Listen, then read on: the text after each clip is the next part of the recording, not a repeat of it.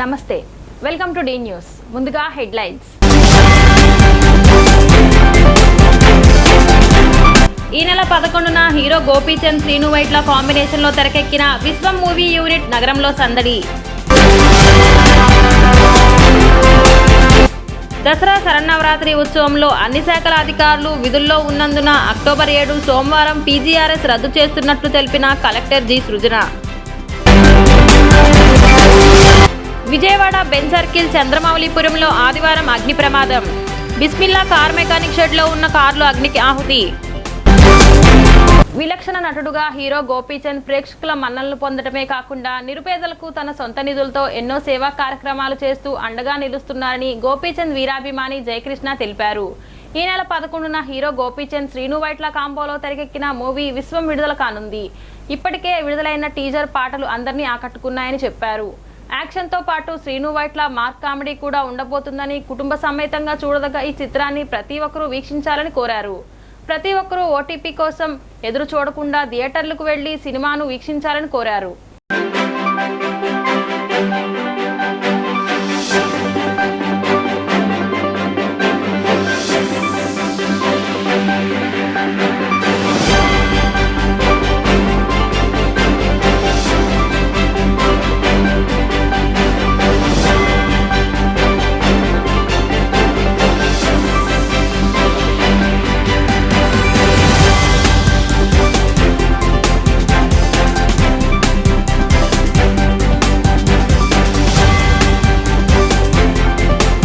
వచ్చాను.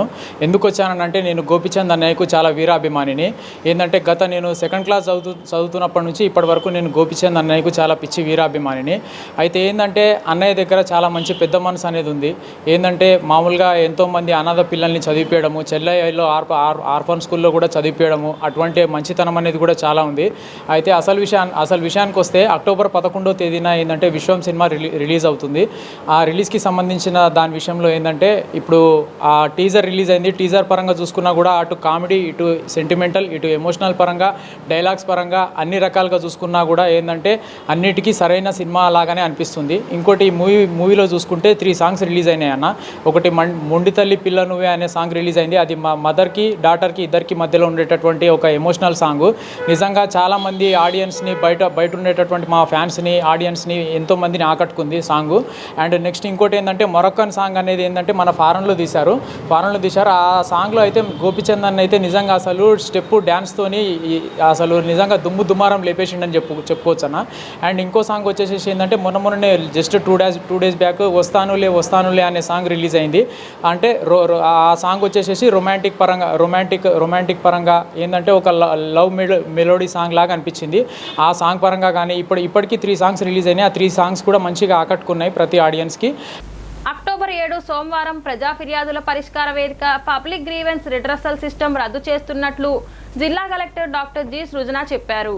ఇంద్రకీలాద్రిపై జరుగుతున్న శరన్నవరాత్రి ఉత్సవాలలో అన్ని శాఖలకు చెందిన అధికారులు విధులలో ఉన్నందున ఈ సోమవారం కలెక్టరేట్లో నిర్వహించిన ప్రజా ఫిర్యాదుల పరిష్కార వేదిక పబ్లిక్ గ్రీవెన్స్ రిడ్రసల్ సిస్టమ్ కార్యక్రమానికి తాత్కాలికంగా రద్దు చేసినట్లు జిల్లా కలెక్టర్ డాక్టర్ జి సృజన ఒక ప్రకటనలో విడుదల తెలిపారు. ఈ విషయాన్ని అర్జీదారులు గమనించి జిల్లా కేంద్రానికి రావద్దని ప్రకటనలో తెలిపారు.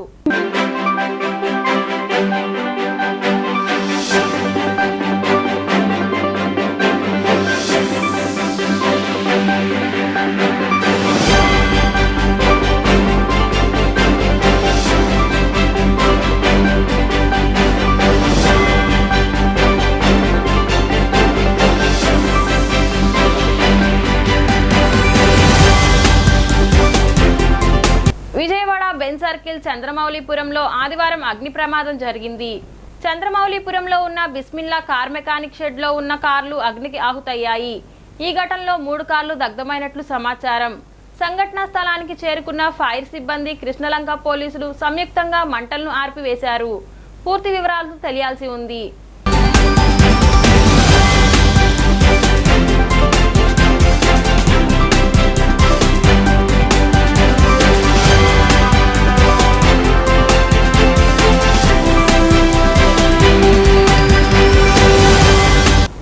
వైపరీత్యంతో పాటు గతనేటి పాలకుల వైఫల్యం వరద కష్టాలకు కారణమని సిపిఎం రాష్ట్ర కార్యదర్శి బాబురావు అన్నారు. 35 రోజులు గడిచినా ఇంకా వేలాది మందికి వరద సహాయం అందలేదన్నారు. ఆదివారం విజయవాడలో ఆయన మీడియాతో మాట్లాడుతూ మానవ తప్పిదమని స్వయంగా ముఖ్యమంత్రి చెప్పారన్నారు. ఈ విపత్తులో కేంద్రం రాష్ట్ర ప్రభుత్వాల బాధ్యత, గత పాలకుల వైఫల్యం ఉందన్నారు. బుడమేరు, కృష్ణానది, ఇతర వరదల వలన రాష్ట్రంలో సుమారుగా 11.5 లక్షల మంది ప్రజలు తీవ్ర ఇబ్బందులు పడ్డారు, నరకయాతన పడ్డారు. 35 రోజులు గడిచింది. ఇది ప్రకృతి వైపరీత్యంతో పాటుగా ఇది మానవ వైపరీత్యమని ముఖ్యమంత్రి గారే చెప్పారు. మ్యాన్ మేడ్ డిజాస్టర్ అన్నారు. అంటే ఒక రకంగా చెప్పాలంటే ఇది ప్రభుత్వాల, పాలకుల నిర్లక్ష్యం వలన ఏర్పడినటువంటి ఒక ముప్పు లాంటిది. ఇది గత ప్రభుత్వమా, ఏ ప్రభుత్వం, ఎవరి బాధ్యతలు ఎంత? కేంద్రంలో దుర్గగుడిలో దేవాదాయ శాఖ మంత్రి ఆకస్మికంగా పర్యటించారు. క్యూ లైన్లో భక్తులకు కల్పిస్తున్న సదుపాయాలపై మంత్రి స్వయంగా భక్తులను అడిగి తెలుసుకున్నారు. భక్తులు సంతృప్తి వ్యక్తం చేశారు. గతంలో కంటే మెరుగైన ఏర్పాట్లు చేశారని భక్తులు వివరించారు.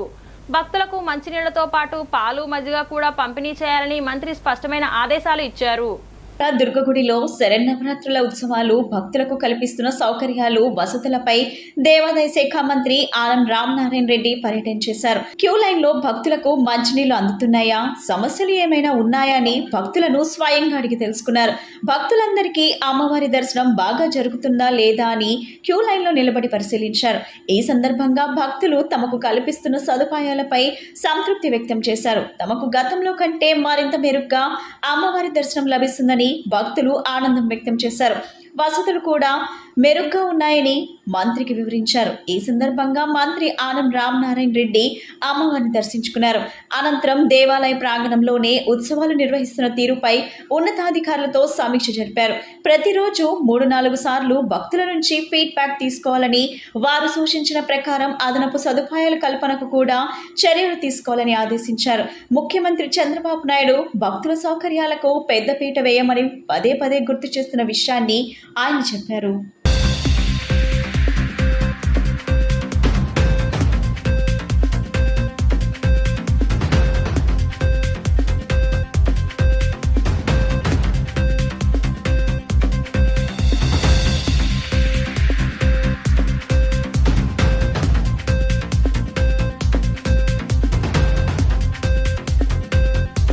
దుర్గమ్మవారి ఆలయ అధికారులు, దేవాదాయ శాఖ కలిసి సమన్వయంతో పనిచేయడం జరుగుతుంది.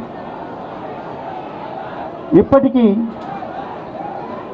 ఈరోజు అన్నప్రసాదం మధ్యాహ్నం వరకు చేసినటువంటిది 18,000 అన్నప్రసాదాన్ని వితరణ చేయడం జరిగింది. అలాగే ఇవాళ ఉదయం కట్టు పొంగలి 9,000 మందికి కట్టు పొంగలి వితరణ చేయడం జరిగింది. అది ఉదయం చేశారు. 10:30 నుంచి మధ్యాహ్నం 4 గంటల వరకు 18,000 మందికి అన్నప్రసాదం కూడా వితరణ చేయడం జరిగింది. 90,000 లడ్డులని విక్రయించడం కూడా జరిగింది. అడిగిన వారికి లేదనకుండా 90,000 లడ్లు ఇవాళ సాయంత్రం వరకు అందరికి కూడా విక్రయించడం జరిగింది. ఆ విధంగా ఈరోజు వరకు ఈ కార్యక్రమాలు సజావుగా సాగుతున్నాయి. మిగిలినటువంటి 6 రోజుల కార్యక్రమం కూడా సజావుగా సాగడానికి కావాల్సిన ఏర్పాట్లన్నీ కూడా చేయడం జరుగుతూ ఉంది. అలాగే నిన్న ఈరోజు కొంతమేర స్వచ్ఛంద సంస్థలుగా ఉన్నటువంటి వాళ్ళు దాదాపు పాలు 4,000 లీటర్లు, 3,000 లీటర్ల మజ్జిగ కూడా స్వచ్ఛంద సంస్థల వాళ్ళు వచ్చి క్యూ లైన్లలో ఉన్నటువంటి వాళ్ళకి వితరణ చేసి వారు కూడా సరఫరా చేయడం జరిగింది. రేపటి నుంచి స్వచ్ఛంద సంస్థలతో పాటు దేవస్థానం తరఫున కూడా దాదాపు 30,000 పాలు, 30,000 మజ్జిగ ప్యాకెట్లు ఇవ్వడానికి నిర్ణయించి డైరీలతో ఇప్పటికే మాట్లాడి రేపు ఉదయం నుంచి క్యూ లైన్లలో పసిబిడ్డలు ఎవరున్నా సరే వాళ్ళకి పాలు సరఫరా చేస్తారు. అలాగే మజ్జిగ సరఫరా కూడా. విజయవాడ శ్రీ దేవి శరన్నవరాత్రి మహోత్సవ కమిటీ ఆధ్వర్యంలో దసరా ఉత్సవాలు ఘనంగా జరుగుతున్నాయి. మొఘల్ రాజ్పురంలోని సిద్ధార్థ హోటల్ మేనేజ్మెంట్ కళాశాల ప్రాంగణంలో నిర్వహించిన ఉత్సవాల్లో అమ్మవారికి ప్రత్యేక పూజలు నిర్వహించారు. 4వ రోజు పెద్ద సంఖ్యలో భక్తులు అమ్మవారిని దర్శించుకున్నారు. శ్రీ దేవి శరన్నవరాత్రి మహోత్సవ కమిటీ ఆధ్వర్యంలో దసరా ఉత్సవాలు అంగరంగ వైభవంగా జరుగుతున్నాయి. మొఘల్ రాజ్పురంలోని సిద్ధార్థ హోటల్ మేనేజ్మెంట్ కళాశాల మైదానంలో దసరా మహోత్సవంతో పాటు శ్రీ లక్ష్మీ గణపతి సహిత శ్రీ శతచండీ మహారుద్ర యాగం ఘనంగా నిర్వహించేందుకు నిర్వాహకులు భారీ ఏర్పాట్లు చేశారు. కుంకుమార్చనలో ఉభయదాతలు పాల్గొని అమ్మవారికి ప్రత్యేక పూజలు చేశారు. ఉత్సవాల్లో భాగంగా 4వ రోజు అమ్మవారిని ఎంతో సుందరంగా అలంకరించారు. మంగళ వాయిద్యాలు, వేద మంత్రోచ్చారణ నడుమ అర్చకులు అమ్మవారికి ప్రత్యేక పూజలు, అర్చనలు నిర్వహించారు. అమ్మవారిని దర్శించుకునేందుకు పెద్ద సంఖ్యలో భక్తులు తరలిరావడంతో కళాశాల మైదానం ఆధ్యాత్మిక శోభతో పండుగ వాతావరణం నెలకొంది. కార్యక్రమ వివరాలను కమిటీ చైర్మన్ అక్కయ్య నాయుడు వెల్లడించారు.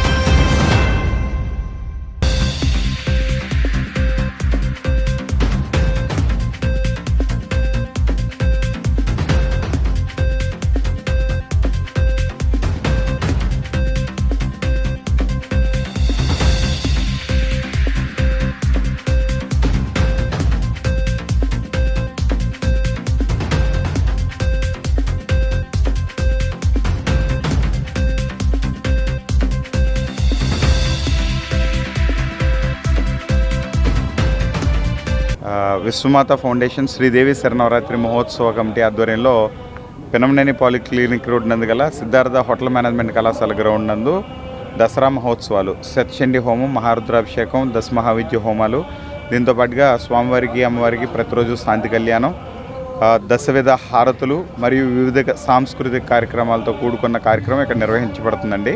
ఈ కార్యక్రమాలన్నీ కూడా ఉదయం నుంచి సాయంత్రం దాకా జరుగుతూ ఉంటాయి. ఎవరైతే సువాసినులు స్త్రీలు ఎవరైతే అమ్మవారికి కుంకుమార్చన చేసుకోదలుచుకున్నారో వారికి ఉచిత కుంకుమార్చన ఉదయం 9:30 గంటలకు కనుక వారి ప్రాంగణం దగ్గరికి రాగలితే వారికి ఉచిత కుంకుమార్చన ఉంటుందండి. అదేవిధంగా ఎవరైతే చండీ హోమం చేయదలుచుకున్నారో ఉదయాన్నే కనుక వారు 7:30 గంటలకు ప్రాంగణానికి రాగలితే చండీ హోమం చేసుకోవచ్చు. అదేవిధంగా మధ్యాహ్నం అంతా సాంస్కృతిక కార్యక్రమాలు సాయంత్రం 5:30 గంటల నుంచి 6:30 గంటల వరకు, సాయంత్రం 5:30 గంటల నుంచి 6:30 గంటల వరకు స్త్రీలంతా కలిసి సామూహిక లలిత సహస్రనామ పారాయణం.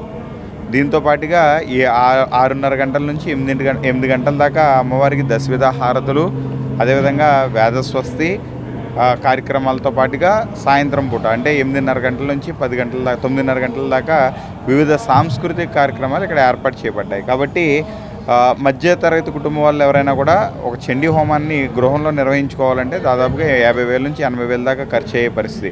ఇక్కడ అలా కాకుండా అత్యంత అద్భుతంగా కమిటీ వారి ఆధ్వర్యంలో వేద హోమశాలలు ఏర్పాటు చేయబడ్డాయి.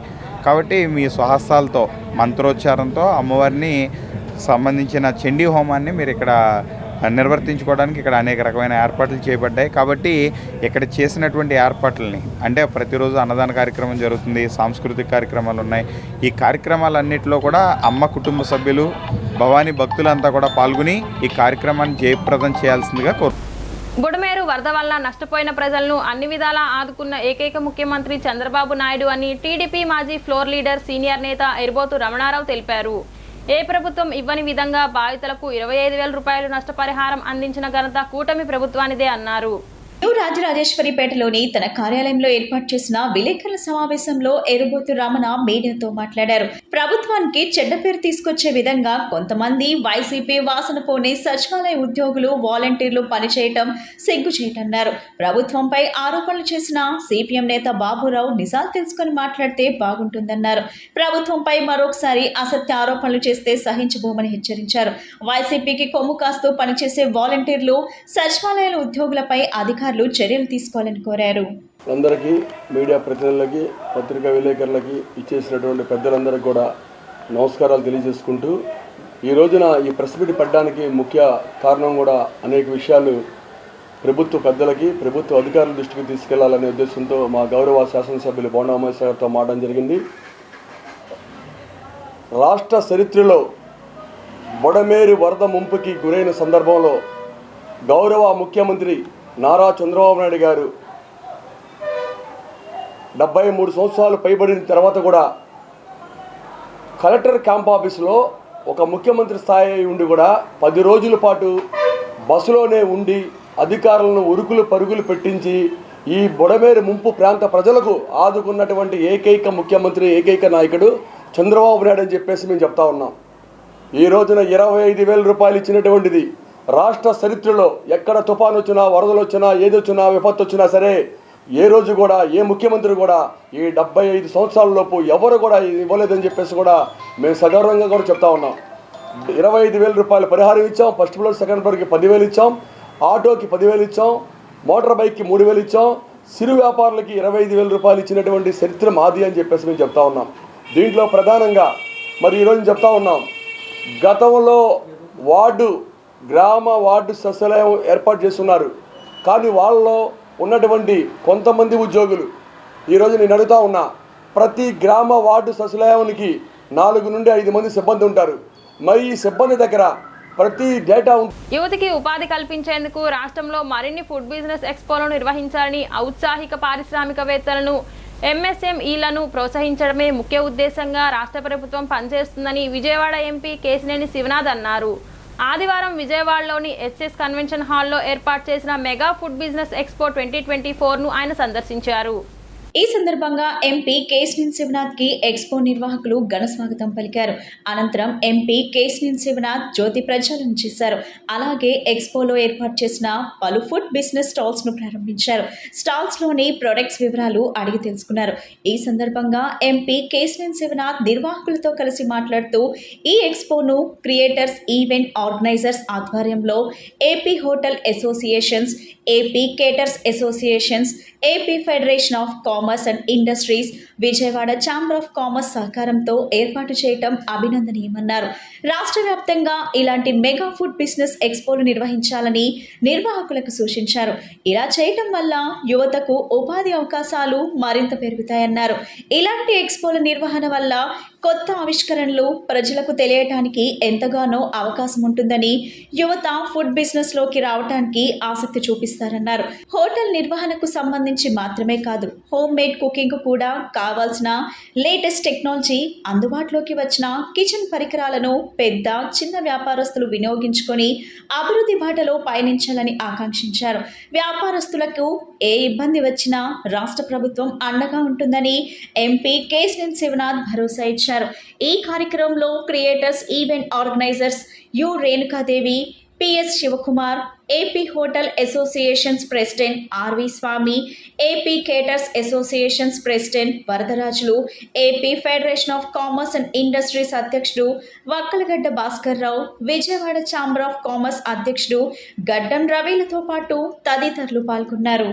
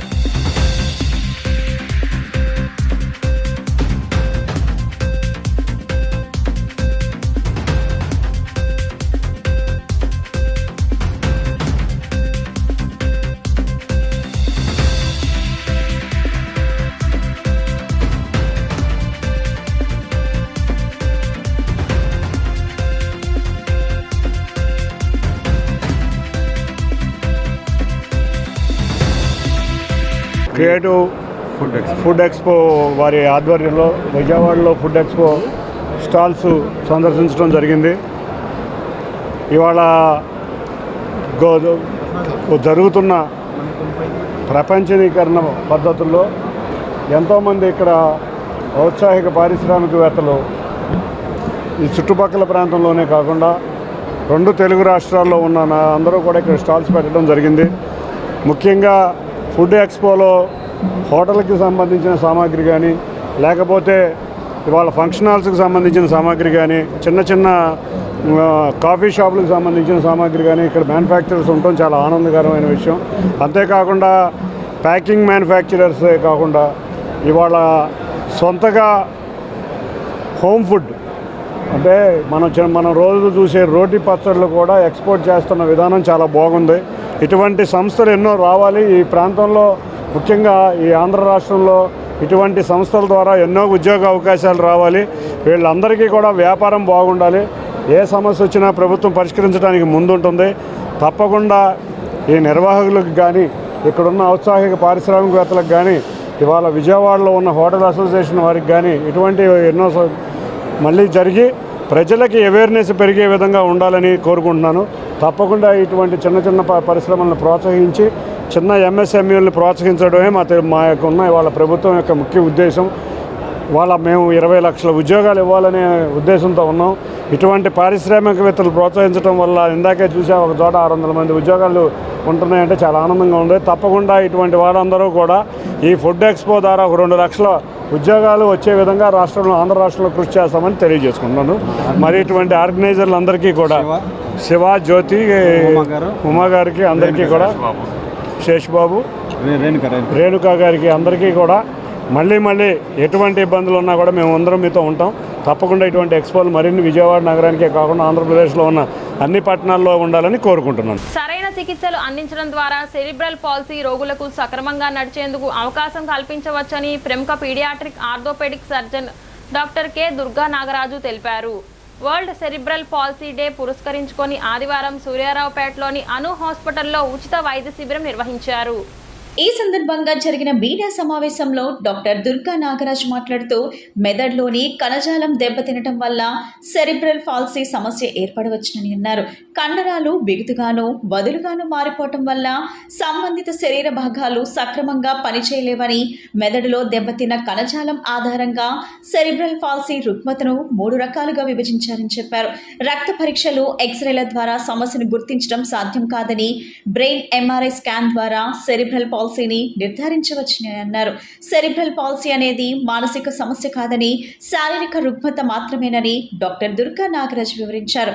ఈ సమస్య కారణంగా పిల్లల ఎదుగుదల ఆలస్యమవుతుందని, కాళ్ళు, చేతులకు సంబంధించిన కండరాలు బిగుసుకుపోయి పిల్లలు నడవలేకపోతున్నారని అన్నారు. 2 ఏళ్ల వయసు దాటిన పిల్లలు నడవలేకపోతున్నట్లయితే సెరిబ్రల్ పాలసీ కారణం కావచ్చునని, కండరాల సమతుల్యత లోపించిన కారణంగా కాళ్ళు, చేతులు వంకరపోవటం, గూని సమస్య తలెత్తటం గుర్తించవచ్చునని తెలిపారు. సెరిబ్రల్ పాలసీ లక్షణాలను గుర్తించిన వెంటనే చికిత్స ఆరంభిస్తే మెరుగైన ఫలితాలను సాధించవచ్చు. దెబ్బతిన్న మెదడు కణజాలాన్ని సరిచేయటం సాధ్యం కాకపోయినప్పటికీ ఫిజియోథెరపీ, బొటాక్స్ ఇంజెక్షన్లు, ఆపరేషన్ల ద్వారా సెరిబ్రల్ పాలసీ సమస్యకు చికిత్స అందవచ్చునని చెప్పారు. అందుబాటులో ఉన్న అత్యాధునిక చికిత్సల ద్వారా రోగుల జీవన శైలిని మారవచ్చునని చెప్పారు. బుద్ధిమాంద్యంతో బాధపడుతున్న పిల్లలకు ఫిజియోథెరపీ చక్కగా ఉపయోగపడుతుందని, కండరాలను సక్రమంగా పనిచేయించడంలోనూ ఆపరేషన్ తర్వాత రోగి సక్రమంగా నడిచేందుకు ఫిజియోథెరపీ కీలక పాత్ర పోషిస్తుందని వెల్లడించారు. సెరిబ్రల్ పాలసీతో బాధపడుతున్న 5 ఏళ్లలోపు వయసున్న పిల్లలకు బొటాక్స్ ఇంజెక్షన్ సత్ఫలితాలను ఇస్తుందని, బొటాక్ ఇంజెక్షన్ సహాయంతో బిగుసుకుపోయిన కండరాలను సడలింపచేసి సక్రమంగా నడిచేలా చేయవచ్చునని వివరించారు. ఒకప్పుడు సెరిబ్రల్ పాలసీ రోగులకు ఆపరేషన్ చేసేందుకు 10 ఏళ్ల వయసు దాటే వరకు వేచి చూసేవారని, ఆపరేషన్ తర్వాత రోగి నడిచేందుకు 1-2 నెలల సమయం పట్టేదని అన్నారు. బిగుసుకుపోయిన కండరాలకు ఆధునిక పద్ధతుల్లో ఒకే శస్త్రచికిత్స ద్వారా సరిచేసి మెరుగ్గా నడవగలిగేలా చేయవచ్చునని తెలిపారు. ఆపరేషన్ అనంతరం కేవలం 3 రోజుల వ్యవధిలో రోగి నడవటం ఆరంభించవచ్చునని అన్నారు. కండరాల బిగువును బట్టి 3 ఏళ్ల వయసు దాటిన అనంతరం ఎప్పుడైనా ఆపరేషన్ చేయవచ్చునని తెలిపారు. అత్యాధునిక చికిత్సల ద్వారా సెరిబ్రల్ పాలసీ రోగుల భవిష్యత్తును మెరుగ్గా తీర్చిదిద్దవచ్చునని, వారి జీవన స్థితిని మెరుగ్గా మార్చడం మన చేతుల్లోనే ఉందని డాక్టర్ కె. దుర్గా నాగరాజ్ అన్నారు. Anu hospital chairman doctor G. Ramesh మాట్లాడుతూ సెరిబ్రల్ పాలసీ కారణంగా నడవలేని, నడకలో వ్యత్యాసం ఉన్న చిన్నారులకు కాలు, చేయి వంకర, పుట్టుకతో అంగవైకల్యం ఉన్న పిల్లల కోసం ఈ ప్రత్యేక వైద్య శిబిరాన్ని ఏర్పాటు చేసినట్లు తెలిపారు. సెరిబ్రల్ పాలసీ కారణంగా అంగవైకల్యంతో బాధపడుతున్న పిల్లలను తిరిగి నడవగలిగేలా చేసేందుకు డాక్టర్ దుర్గా నాగరాజ్ చేస్తున్న కృషి అభినందనీయమని కొనియాడారు. ఈరోజు October 6 world cerebral palsy day సందర్భంగా అను హాస్పిటల్లో సెరిబ్రల్ పాలసీ అంటే బుద్ధిమాంస లోపం వల్ల ఇబ్బంది పడుతున్న చిన్నారులకి ఉచిత వైద్య శిబిరం నిర్వహిస్తున్నాము. అను హాస్పిటల్లో గత 11 సంవత్సరాల నుంచి ఎవ్రీ ఇయర్ ఈ ఉచిత శిబిరాన్ని నిర్వహిస్తున్నాము. అంటే చైర్మన్ డాక్టర్ రమేష్ గారు సహకారంతో, సిఓ రమేష్ గారు, doctor Shweta madam, doctor Ramya, doctor Krishnakumari గారు ఇలాంటి సహకారంతో మేము రెగ్యులర్గా ఇక్కడ నిర్వహిస్తున్నాము. ఈ శిబిరంలో మెయిన్గా ఏంటంటే చాలామంది అండి సెరిబ్రల్ పాలసీ వల్ల వీళ్ళకి ఏం చేయలేము అని చెప్పి ఇంకా ఇంత సంవత్సరాలన్నా వాళ్ళ ఇంట్లో ఉంచడం అట్లా ఉంచడం అవుతుంది. ఇప్పుడు ఏంటంటే ఇప్పుడు చాలా మనకి వైద్య రంగంలో చాలా మార్పులు వస్తున్నాయి.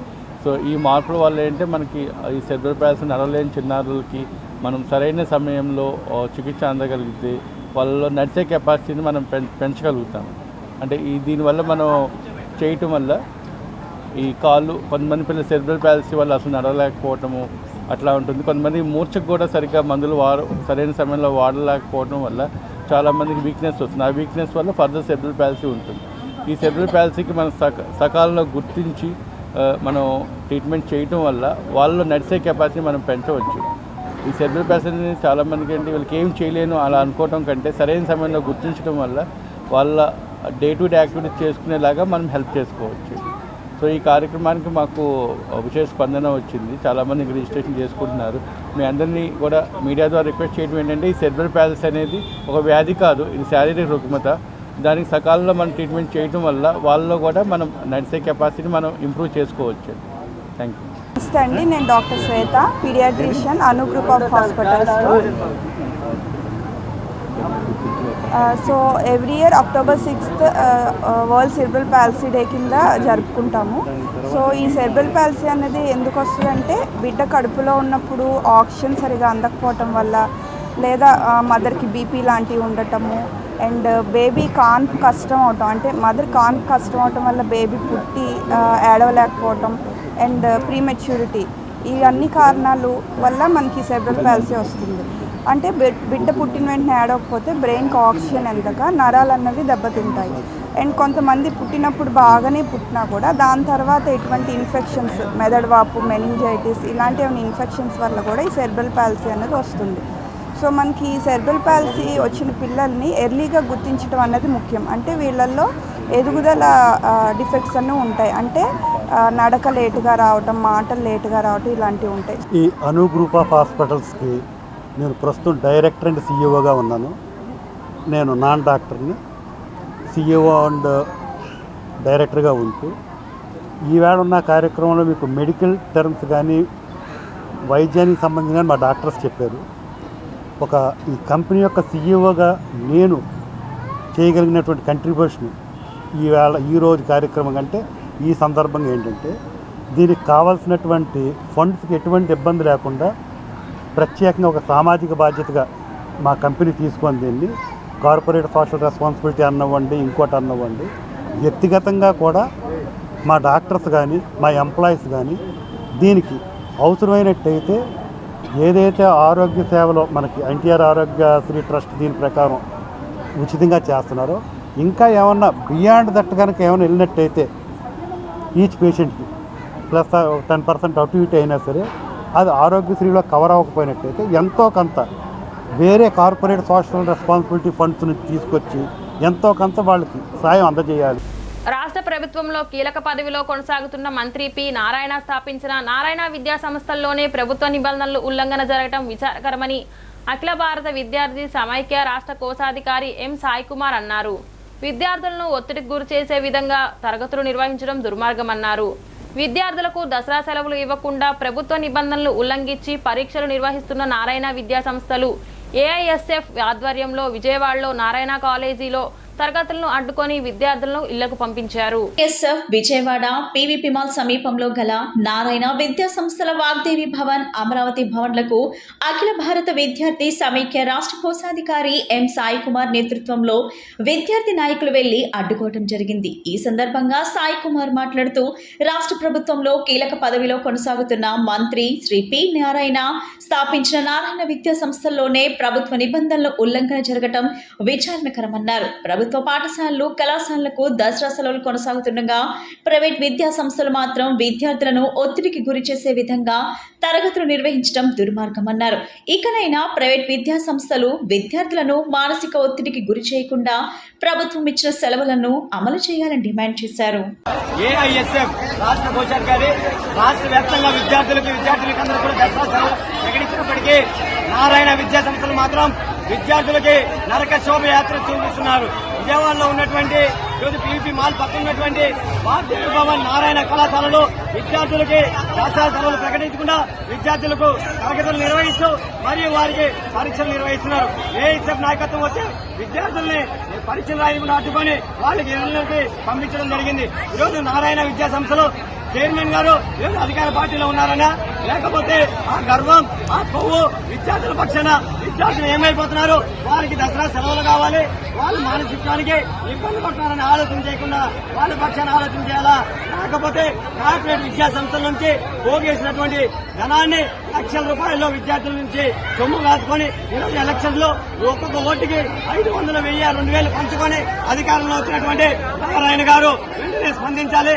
నారాయణ విద్యా సంస్థలో విద్యార్థులకి ఇబ్బంది కాకుండా వారి పక్షాన ఆలోచించి మెరుగైన విద్యతో పాటు వారికి సెలవులు కూడా ఏ సకాలంలో ఇవ్వాలని చెప్పి కూడా విద్యార్థుల పక్షాన ఏఐఎస్ఎఫ్ గా మేము డిమాండ్ చేస్తున్నాం. లేని ఏడలో ఈ రోజు ఏదైతే పరీక్షలు ఆపుకుంటామో అదేవిధంగా రానున్న రోజుల్లో కూడా ప్రత్యక్ష ఆందోళన కార్యక్రమాలు కూడా చేపడతామని చెప్పి బులెటిన్ ముగించే ముందు ముఖ్యాంశాలు మరొకసారి. ఈ నెల 11న హీరో గోపీచంద్, శ్రీను వైట్ల కాంబినేషన్ లో తెరకెక్కిన విశ్వం మూవీ యూనిట్ నగరంలో సందడి.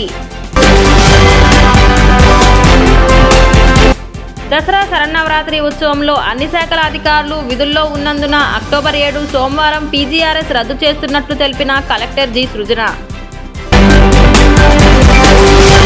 విజయవాడ బెంజ్ సర్కిల్ చంద్రమౌళిపురంలో ఆదివారం అగ్ని ప్రమాదం. బిస్మిల్లా కార్ మెకానిక్ షెడ్ లో ఉన్న కార్లు అగ్నికి ఆహుతి. డీ న్యూస్ కి సమాప్తం. మళ్ళీ నెక్స్ట్ బులెటిన్ లో కలుద్దాం.